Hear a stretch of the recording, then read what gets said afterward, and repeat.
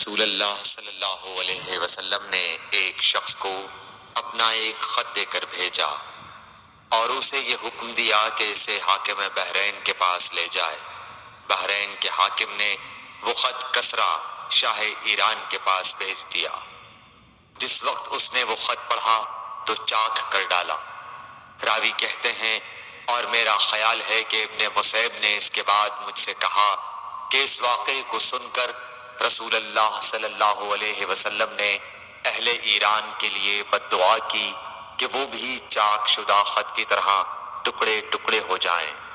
اللہ نے بہت جلد اپنے سچے رسول صلی اللہ علیہ وسلم کی دعا کا اثر ظاہر کر دیا۔ صحیح بخاری حدیث نمبر 64۔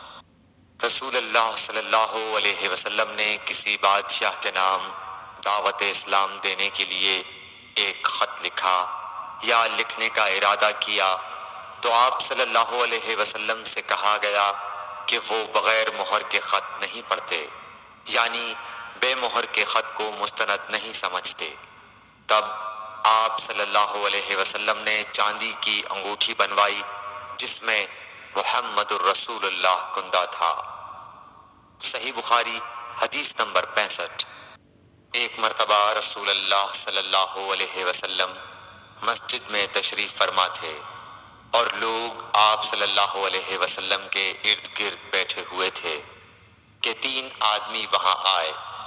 ان میں سے 2 رسول اللہ صلی اللہ علیہ وسلم کے سامنے پہنچ گئے اور ایک واپس چلا گیا۔ پھر وہ دونوں رسول اللہ صلی اللہ علیہ وسلم کے سامنے کھڑے ہو گئے۔ اس کے بعد ان میں سے ایک نے جب مجلس میں ایک جگہ کچھ گنجائش دیکھی تو وہاں بیٹھ گیا اور دوسرا اہل مجلس کے پیچھے بیٹھ گیا اور تیسرا جو تھا وہ لوٹ گیا۔ تو جب رسول اللہ صلی اللہ علیہ وسلم اپنی گفتگو سے فارغ ہوئے تو صحابہ رضی اللہ عنہم سے فرمایا، کیا تمہیں 3 آدمیوں کے بارے میں نہ بتاؤں؟ تو سنو۔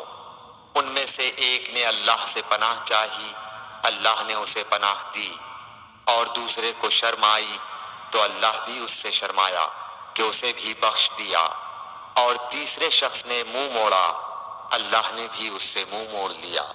صحیح بخاری حدیث نمبر 66۔ رسول اللہ صلی اللہ علیہ وسلم اپنے اونٹ پر بیٹھے ہوئے تھے اور ایک شخص نے اس کی نکیل تھام رکھی تھی۔ آپ صلی اللہ علیہ وسلم نے پوچھا، آج یہ کون سا دن ہے؟ ہم خاموش رہے حتیٰ کہ ہم سمجھے کہ آج کے دن کا آپ کوئی دوسرا نام اس کے نام کے علاوہ تجویز فرمائیں گے۔ پھر آپ صلی اللہ علیہ وسلم نے فرمایا، کیا آج قربانی کا دن نہیں ہے؟ ہم نے عرض کیا، بے شک۔ اس کے بعد آپ صلی اللہ علیہ وسلم نے فرمایا، یہ کون سا مہینہ ہے؟ ہم اس پر بھی خاموش رہے اور یہی سمجھے کہ اس مہینے کا بھی آپ اس کے نام کے علاوہ کوئی دوسرا نام تجویز فرمائیں گے۔ پھر آپ صلی اللہ علیہ وسلم نے فرمایا، کیا یہ ذو الحجہ کا مہینہ نہیں ہے؟ ہم نے عرض کیا، بے شک۔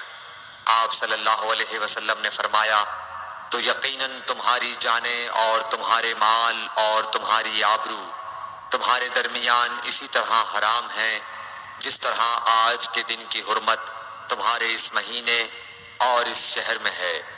بس جو شخص حاضر ہے اسے چاہیے کہ غائب کو یہ بات پہنچا دے، کیونکہ ایسا ممکن ہے کہ جو شخص یہاں موجود ہے وہ ایسے شخص کو یہ خبر پہنچائے جو اس سے زیادہ یاد رکھنے والا ہو۔ صحیح بخاری حدیث نمبر 67۔ رسول اللہ صلی اللہ علیہ وسلم نے ہمیں نصیحت فرمانے کے لیے کچھ دن مقرر کر دیے تھے، اس ڈر سے کہ کہیں ہم کبھی دخاطر نہ ہو جائیں۔ صحیح بخاری حدیث نمبر 68۔